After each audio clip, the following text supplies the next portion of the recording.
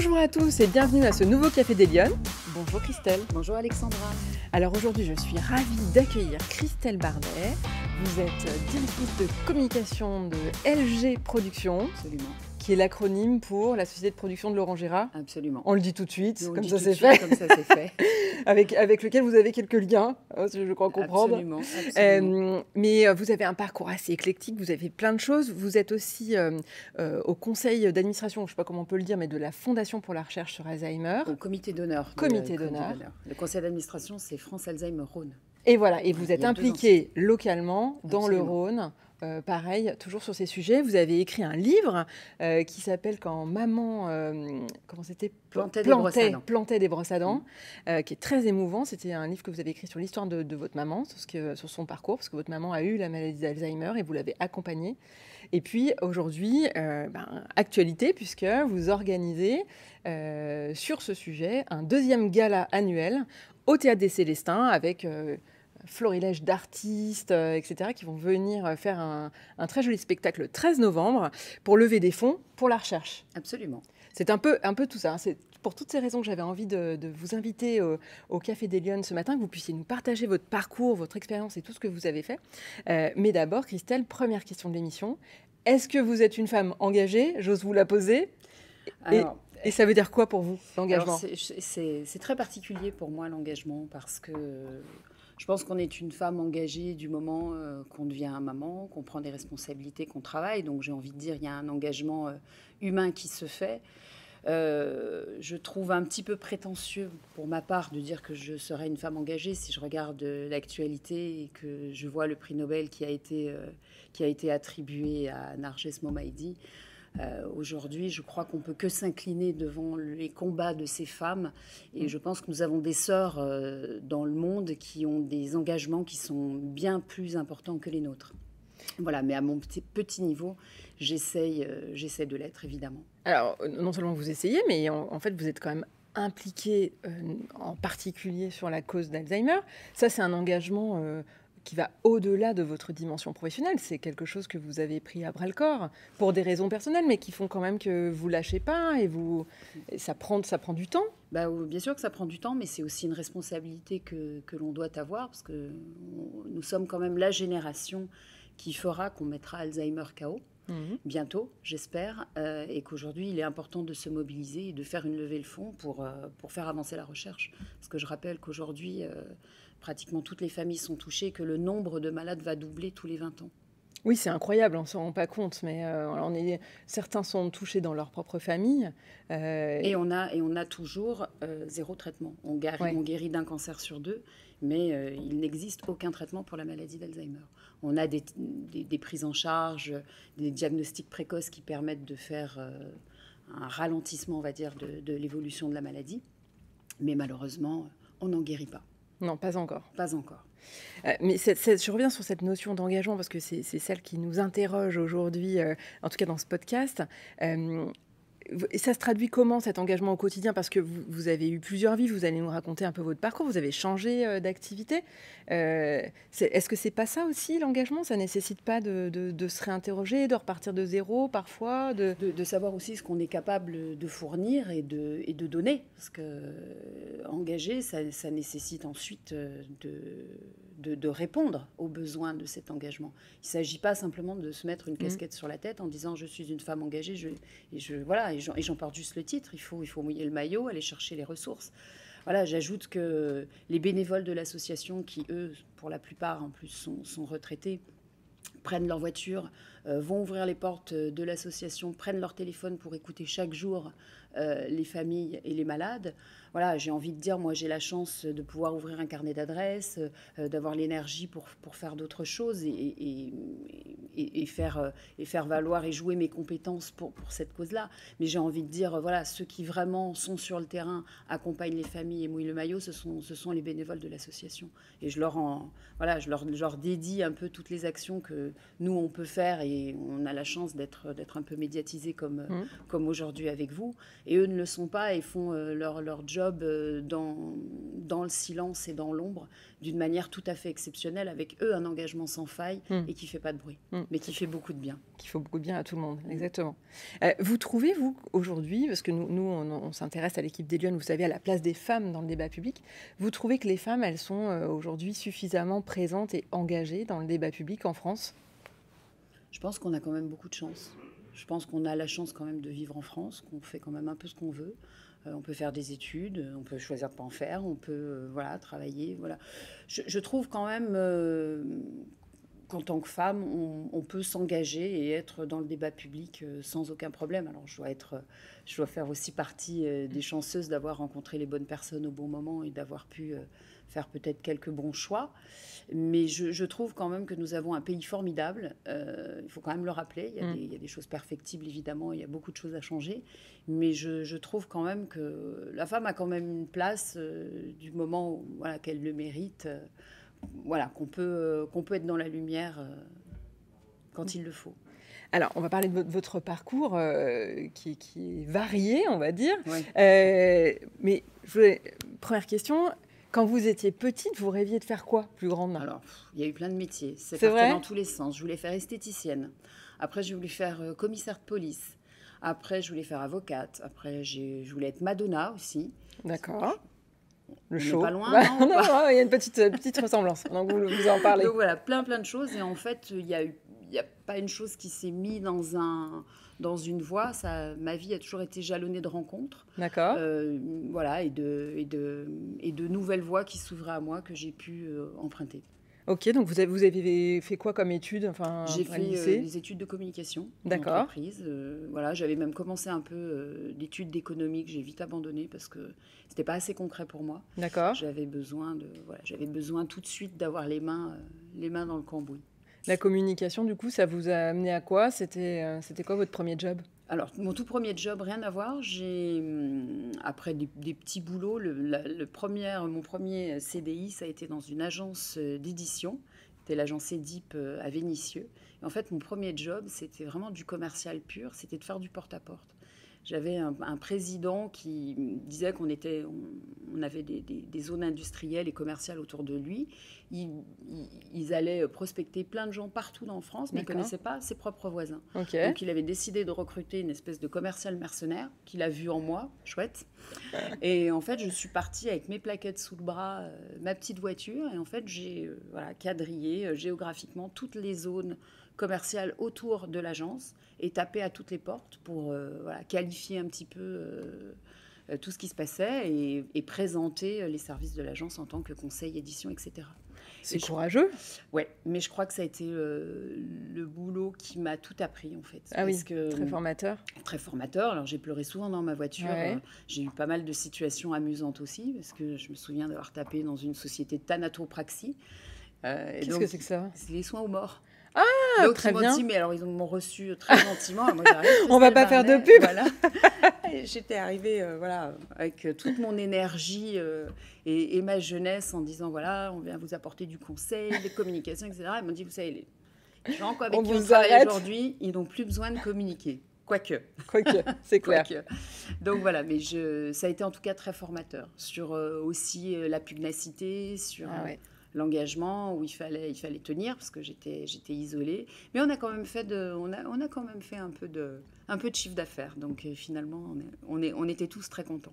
En tout cas, c'est comme ça que j'ai appris quand même le métier de commercial. Donc ça, c'était votre premier job, parce que vous êtes lyonnaise, on l'a pas dit tout à l'heure, mais et du coup après vous avez fait quoi? Après, je suis rentrée dans la presse chez Lyon Mag. D'accord. Voilà, on avait lancé un magazine qui s'appelait Lyon Foot. On avait encore surtout qu'à l'époque, Philippe Brunet-Lecomte avait des relations un peu conflictuelles avec Jean-Michel Aulas. Donc, en fait, ils m'ont confié le bébé dont personne ne voulait vraiment. D'accord, sympa. Mais c'était très amusant. Et après, j'ai défendu les autres titres du groupe. À l'époque, c'était Lyon Femmes, Lyon Mag. Voilà, puis c'était un peu l'époque de la presse où quand Lyon Mag sortait chaque mois, on se demandait un petit peu qui allait trembler. Ah Donc oui, c'était quand même très amusant et nous, commercialement parlant, il fallait qu'on défende la ligne éditoriale sur le terrain. Et tout ça aussi était très formateur parce qu'il fallait bien on sûr. avait besoin, nous, de porter le message parce qu'on était sur le front. C'est vrai que les journalistes, Ah oui, bien sûr. voilà, Faut défendre. il fallait qu'on le défende sur le terrain. Ouais, Donc c'est tout ça ça. a été très formateur et on a passé quelques années. Déjà, on a beaucoup ri avec les autres commerciales. On a d'ailleurs, j'ai encore des liens avec elles, ouais, une petite vingtaine d'années après. Ah, c'était beaucoup de femmes, manifestement. Oui, c'était beaucoup de femmes en commercial. Ouais. Alors en fait, vous avez tout de suite été un peu immergé dans le milieu quand même de Oui, l'édition, des médias, oui, un peu ces métiers de la communication, mais plutôt médiatiques. absolument. Et après, j'ai lancé mon propre magazine avec une des anciennes commerciales. J'ai lancé mon propre magazine, Oui, vous avez créé un créé un magazine, magazine, le mais bien plus féminin. tard, le Féminin Édition Rhône-Alpes. Voilà, Bien c'est plus ça. tard. Je suis revenue en fait Ah, ok. à mon premier métier. J'ai dû passer par la case délégué médical entre-temps. Parce que Ah, j'avais ok. changé de métier. Alors d'accord. Voilà. Après Lyon Mag, vous changez de job. Absolument. Je change de voie et je fais une formation de délégué pharmaceutique. D'accord. Et parce que j'avais envie, voilà, j'avais une sensibilité quand même au milieu médical et j'avais envie d'allier avec mes compétences commerciales. Donc j'ai dit, je vais faire cette formation-là pour cadrer. C'est un métier en plus qui était, en l'occurrence, bien en vogue à une époque d'être visiteuse médicale. Et comme je vous le disais, c'est un métier de rencontre et je rencontre Jean-Claude Lavorel, Ah, ok. voilà, qui me met le pied à l'étrier sur le métier de délégué médical. Et on a travaillé ensemble quelques années sur toute la région Rhône-Alpes pour tout ce qui était assistance médicale et oxygénothérapie. Ah oui. Donc en fait, vous changez au gré de vos envies. Vous vous Absolument. dites Et des rencontres. et des Et rencontres. des rencontres. Voilà. Ok. Je suis un petit peu une romanichelle Mais ça veut dire que à un moment donné, vous vous dites pas, bah non, ça je sais pas le faire Il ou. y a eu des moments où, voilà, j'ai été un peu lassée du milieu médical parce que c'est à cette époque qu'est intervenue la maladie de mes deux parents. D'accord. Ma mère que j'ai accompagnée pendant 14 ans. Et c'est vrai qu'à un moment, j'ai fait un espèce de rejet du milieu Ça faisait médical. trop. Ça faisait trop. Mm. Je travaillais quand même avec beaucoup de patients, des médecins dont il fallait faire. On a forcément un côté, même si on essaie de mettre de la distance, on avait quand même quelque chose, voilà, qui relevait quand même de la sensibilité propre. Ouais. Et à un moment, j'ai préféré voilà, arrêter et dire le médical, on va mettre sur pause. Et c'est là que je suis revenue sur le magazine. Et D'accord. puis, quelques années plus tard, voilà, Laurent m'a dit, écoute, il faut qu'on arrive à travailler ensemble. Il avait quelques besoins en communication aussi, chose que je faisais de manière un petit peu souterraine. Et puis, on a décidé d'officialiser ça et j'ai rejoint sa toute petite équipe, puisque maintenant, on n'est plus que deux quand même Ouais. autour de Laurent. Et alors voilà, c'est un peu... il a bien fallu que je me mette un titre, mais moi j'aime à dire que je me sens un peu comme un couteau suisse autour de... Oui, c'est ça. En fait, autour là, de- vous avez intégré une société de production, la société de Absolument. production de Laurent Gérard. Et donc, en fait, là, il faut s'occuper de tout. Il faut Bah, gérer. voilà, il faut s'occuper de tout ce qui concerne derrière. Voilà. D'accord. Donc ça va des contrats, l'organisation de son planning. Donc il y a pas mal de choses. Gérer toutes les demandes. Ouais. On a... Finalement, vous avez toujours fait des métiers quand même de représentation, où il faut aller vers les autres, il faut aller chercher des choses. Enfin, je veux dire, de votre premier job jusqu'à Lyon Mag, et après créer un magazine féminin, sûr, quand même, bien c'est pas rien. Bien sûr. Comment vous avez eu l'idée de créer ce magazine féminin? Bah parce qu'il y avait un manque et en fait mon associée de l'époque était très performante en termes de vente d'espace et elle connaissait bien le microcosme lyonnais et il manquait vraiment un magazine féminin. Donc on a décidé de le créer. J'ai décidé après de quitter l'aventure pour des raisons personnelles, voilà, qui étaient internes. D'accord. Et donc on n'a pas, voilà, j'ai malheureusement quitté cette aventure mais qui était vraiment très chouette parce que c'était très intéressant. De travailler et de réfléchir à cette ligne éditoriale, de défendre des sujets, de sélectionner des femmes dont on avait envie de parler. Est-ce que dans votre carrière professionnelle, vous vous êtes dit à un moment donné, tiens, là, on me freine parce que je suis une femme, ou au contraire, ça a été une Jamais. force? Jamais. Jamais. Vous avez jamais senti avoir aucun interdit, aucune Non, des jamais. promotions qu'on vous donnerait pas, ou quelque chose que vous pouvez pas atteindre? Non. J'ai envie de dire, voilà, dans le parcours, il y a toujours... On croise toujours quelques énergumènes qui tenteraient éventuellement, mais j'ai la chance d'être armée pour pouvoir m'en défendre. Et j'ai jamais eu ni de frein, ni de promotion, parce que j'étais une femme. Ouais, c'est ça. Voilà. Est-ce que vous avez été plutôt aidée par des hommes ou par des femmes dans votre parcours? Vous avez parlé de rencontres qui ont marqué des changements? Alors vraiment, j'ai eu les deux. Vraiment, Ok. j'ai eu les deux. Il y a eu, c'est vrai, des hommes inspirants, comme Jean-Claude Lavorel et puis toute son équipe, directeur commercial, etc., où vraiment, voilà, c'était des gens très inspirants dans le sens où ils nous donnaient des messages à véhiculer, un esprit d'entreprise qu'on avait envie de défendre. Mhm. Et après, j'ai eu voilà, d'autres commerciales qui m'ont beaucoup apporté, qui m'ont appris des choses. Alors vraiment, il y a eu beaucoup des deux côtés. Vraiment, Ouais, j'ai il pas de... n'y a pas un qui ressort plus que Non, l'autre. non. Et alors, après, donc, je ne sais pas sur quelle temporalité, mais finalement, à un moment donné, vous êtes investi sur la maladie de votre maman, vous l'avez accompagnée. Absolument. C'est ça qui vous a donné ensuite envie de vous engager pour lutter contre la maladie d'Alzheimer. Enfin, c'est venu comment votre engagement Parce qu'il Alors, est très fort aujourd'hui, cet il est engagement. très fort. En fait, c'est plutôt lui qui est venu à moi. D'accord. En fait, quand ma maman a été diagnostiquée, on se retrouve un petit peu sur le trottoir avec votre mère sous le bras et on ne nous donne pas de boîte à outils. Non, On est perdu. On se retrouve un peu tout seul face à cela.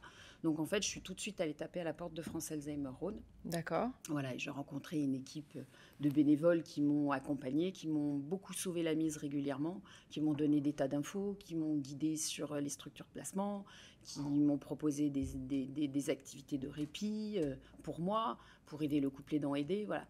Et je suis rentrée au conseil d'administration pour voilà, être un petit peu investie dans l'association. Donc ça a duré quelques temps. J'ai arrêté un peu cet engagement quelques années après, parce que voilà, il fallait vraiment que moi je continue ma vie professionnelle et que ma maman se dégradait. Donc c'était un petit peu plus compliqué pour moi de travailler avec les équipes, parce que je voulais pas faire juste mettre mon nom sur un papier, signer la feuille d'émargement et rien faire. Donc voilà, là, au changement de présidence, j'ai arrêté de siéger au conseil d'administration. Et en fait, au fur et à mesure de la maladie de ma maman, très régulièrement, vous voyez comme on en revient aux rencontres, je déjeunais avec une amie, Valérie Expert, qui est journaliste, et qui à chaque fois, je lui racontais les anecdotes que je vivais avec ma maman, qui étaient quand même terribles, mais malgré tout très cocasses et très drôles. Et elle me disait toujours, écoute, il va falloir quand même que tu lises, que tu écrives tout ça sur papier, et que tu partages, et que tu écrives un livre. Moi, évidemment, je disais oui, bien sûr, je le ferai. Et un jour, elle est arrivée en me disant, je t'ai pris rendez-vous chez un ami, chez Plomb. Ouais. Et voilà, tu vas le rencontrer et on va voir éventuellement. Et ça s'est fait comme ça. Et je suis allée voir Thierry Billard, qui travaillait à l'époque aux éditions Plomb. On a commencé à discuter et il m'a dit, bah écoute, fais-moi quelques feuilles. Et j'ai commencé à écrire. Et il m'a dit, bah banco, on signe. Dans 18 mois, c'est la sortie du livre. Donc tu t'y mets. Alors que moi, je savais très bien écrire un mail ou éventuellement un message d'insulte. Mais un livre, c'était pas la même affaire. Et je pensais, voilà, être accompagnée. Et pas du tout. En fait, ils m'ont dit, non, tu vas prendre tes stylos, tes méninges et ton cœur. Et tu vas coucher tout ça sur papier. Donc j'ai appris, voilà, sur le terrain, sur la feuille blanche, à écrire. Et voilà, alors, ils m'ont accompagnée quelques séances de travail. Mais ça a été encore une nouvelle aventure. Ah ouais, c'est magnifique. Ouais, c'est une superbe aventure et c'est vrai que quand cette histoire est parue et que j'ai commencé à voir un peu l'effet que ça faisait sur ceux qui m'ont fait le plaisir de me lire, je me suis dit il y a quand même encore quelque chose à faire dans le sens où il faut vraiment changer le regard sur la maladie et il faut apporter un œil nouveau, éclairant sur une situation qui peut être certes absolument épouvantable, mais aussi très drôle, très douce. Et voilà, et maintenant, quand je regarde le chemin parcouru, j'ai un regard qui est plutôt attendri que terrible. Oui, parce que c'est vrai que j'imagine que c'est aussi une façon de sensibiliser le public, parce qu'on ne se rend pas compte ni de ce que la maladie représente pour la personne qui est malade, mais aussi de ce que ça nécessite comme investissement pour la famille qui est autour. Parce que absolument. Mais voilà, si je prends aussi mon bâton de pèlerin aujourd'hui, c'est pour déculpabiliser les gens qui traversent cette épreuve-là. Parce que vous avez le sacro-saint joug, tu ne placeras pas tes parents, tu ne placeras pas ton conjoint. Il y a des moments, voilà. Et aujourd'hui, je veux dire que se faire aider et admettre qu'on n'est plus capable, c'est une force et pas une faiblesse. Ouais, c'est ça. Ouais. Voilà, donc aujourd'hui, je tiens à passer ce message-là aux aidants qu'aujourd'hui on sait que c'est difficile et que parfois il faut être héroïque pour arriver à se sortir d'une situation pareille. C'est ça. Alors aujourd'hui, est-ce que les choses sont organisées? C'est-à-dire qu'il y a des fondations qui existent localement, nationalement. Est-ce qu'il y a suffisamment de moyens? Non, pas vraiment. Il faut toujours, c'est le nerf de la guerre, il faut lever des fonds. Il faut lever. Alors, à double titre, il y a évidemment pour France Alzheimer, pour permettre aux équipes de bénévoles de composer, qui sont là pour représenter les malades et leurs familles, qui leur mettent en place des cafés mémoire. Enfin, ils font des actions absolument formidables en direction du malade, mais aussi des familles, du couple aidant aidé, des solutions de répit, des temps de parole, des formations, parce que c'est important aussi de comprendre la maladie. On ne peut pas faire face à cette maladie si on ne la comprend pas. Déjà, en plus, je dis toujours qu'il y a autant de malades d'Alzheimer que de personnes. Voilà, ça fait appel à son vécu, à son histoire, à son niveau d'instruction. Vous avez des gens qui se révèlent agressifs, qui se révèlent très tendres, alors que c'était des personnalités très difficiles. Voilà, il y a des inhibitions, enfin il y a plein de choses et on ne sait pas sur quoi on va tomber. Voilà, et il faut pouvoir comprendre le mécanisme pour pouvoir parer toutes les éventualités et être capable, sans prendre toujours pour soi au premier degré, parce que c'est malgré tout quand sa maman ne nous reconnaît pas ou quand elle est agressive avec nous, c'est quelque chose qui est assez douloureux. Ah oui. Si on a la moindre blessure narcissique, ce qu'on a tous, c'est quelque chose qui est difficile à avaler, alors que c'est pas du tout la personne qu'il faut acculer, mais la maladie. C'est ça. Voilà. Mais il faut vivre le quotidien, c'est ça qui est compliqué. D'où l'importance de se former à la maladie. Voilà, et ça c'est vraiment pour permettre à France Alzheimer de fonctionner. Et il y a le côté fondation pour la recherche, où là c'est vraiment faire une levée de fonds pour faire avancer cette recherche. Aujourd'hui, il faut de l'argent pour aider les chercheurs à trouver un médicament. Nous n'avons aucun médicament qui peut guérir de la maladie d'Alzheimer. On guérit d'un cancer sur 2, on ne guérit pas, on a 0 traitement. Alors justement, pour agir très concrètement, vous avez pris le parti d'organiser une soirée de gala pour lever des fonds. Vous l'avez réalisé l'année dernière la première fois et Absolument. Vous le réitérez. Donc c'est au Théâtre des Célestins. C'est au Théâtre des Célestins, c'est le 13 novembre. Donc c'est vrai que la Fondation pour la recherche organise à Paris chaque année, ils le font à l'Olympia, etc., avec pléthore d'artistes formidables. Ils font un gala pour faire une levée de fonds depuis, je crois, 15 ou 16 ans. Et en fait, je me suis dit, on a les ressources, nous, à Lyon, pour faire ça. On a un écrin formidable. La ville de Lyon nous soutient en mettant à disposition le Théâtre des Célestins. Plein d'artistes ont répondu présent. On a un nombre de partenaires incroyables qui se sont mobilisés tout de suite. Je pense à la technique, les chefs qui nous font le cocktail après. Enfin, vraiment, tout le monde joue le jeu et on a passé une soirée de partage et de générosité absolument formidable. Je pense que ça s'est ressenti aussi sur scène, puisque voilà, tout le monde a envie de recommencer l'opération. Donc le 13 novembre, au Célestin, Guillaume Gallienne reviendra, on a Thierry Frémaux, Jeanne Chéral, Laurent Gérard qui reviennent. On a aussi cette année Tchéky Cario qui va nous faire le plaisir de venir avec son groupe de rock. On a Manu Payette. On attend encore quelques réponses.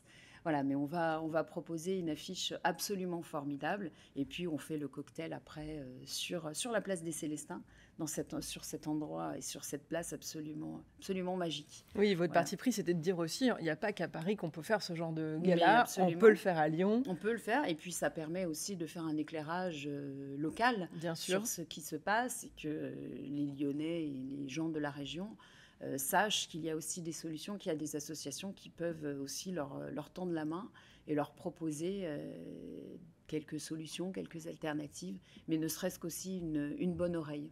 Alors, amis lyonnais, on mettra le lien évidemment sur le site, en dessous du podcast, évidemment. Quel conseil, Christelle, vous donneriez aux Lyonnes qui nous écoutent et qui sont en train de construire leur avenir professionnel ou qui ont envie de changer? Est-ce qu'il y a des choses que vous conseilleriez aux femmes, plus particulièrement? Alors moi, simplement, c'est pas un conseil parce que c'est toujours, je trouve ça prétentieux. Voilà, moi, ma petite recette à moi, j'ai envie de dire, c'est de toujours aller vers l'autre. C'est toujours d'essayer de rencontrer, d'aller taper aux portes. Voilà, mon début de carrière a été de me prendre des portes dans la tronche toute la journée. C'est pas grave, s'il y en a une qui se ferme, il y en aura une autre derrière. Voilà, donc c'est de toujours multiplier les contacts, et les relations et les rencontres. Moi, je crois beaucoup aux rencontres. Et alors, si vous aviez, vous, une baguette magique, quelles mesures vous prendriez pour que les femmes soient plus présentes dans le débat public? Je trouve pas qu'on soit absente du débat public. D'accord. Et je suis même souvent un peu mal à l'aise avec tout ça. Je vous raconte une anecdote. Je suis passée il y a quelques jours sur cette magnifique place Maréchal Lyotet. Ouais. Et sur un panneau de travaux était tagué nos règles sont plus choquantes que nos viols. Voilà. Oui. Moi, je suis choquée, par ce message-là. Je trouve qu'il y a une espèce de cacophonie ambiante concernant la place des femmes, le débat des femmes, etc., etc. Je ne suis pas pinkwashing, effectivement. Voilà, je ne suis pas sûre que montrer ses règles ou ses dessous de bras pas épilés fasse avancer la cause féminine. Voilà, je crois qu'il faut qu'on le fasse pour faire avancer le débat. C'est simplement de faire valoir ses propres compétences. Voilà, et je crois surtout qu'on a un pays formidable qui donne aussi la place aux femmes et qui donne la voix aux femmes quand on peut. Évidemment, si je pouvais, je serais intraitable en revanche avec toutes les violences faites aux femmes et aux enfants. Et là, je mettrais des mesures punitives assez drastiques pour que ce genre de comportement, en revanche, ne soit plus dans l'actualité. Comme ça l'est tous les jours. Comme ça l'est malheureusement encore trop souvent. Exactement. Absolument. Donc, en tous les cas, osez, allez-y, faites entendre votre voix sans se poser de questions, finalement, sans... Oui, il faut y aller, voilà, c'est tout. Il y a un moment où on relève ses manches et on y va. Et il y a des écueils, il y a des difficultés, il y a des choses, mais bon, quand on a une petite lumière au bout du chemin, même si c'est une petite étincelle, quand on sait qu'on a mouillé le maillot en amont et quand on sait les difficultés du chemin parcouru, elle n'en a que plus de saveur. Très bien, écoutez Christelle, je vous remercie d'avoir pris ce Café des Lionnes ce matin avec nous. J'espère que ça vous aura plu et moi je vous donne rendez-vous la semaine prochaine pour un prochain Café des Lionnes. Bonne semaine à tous.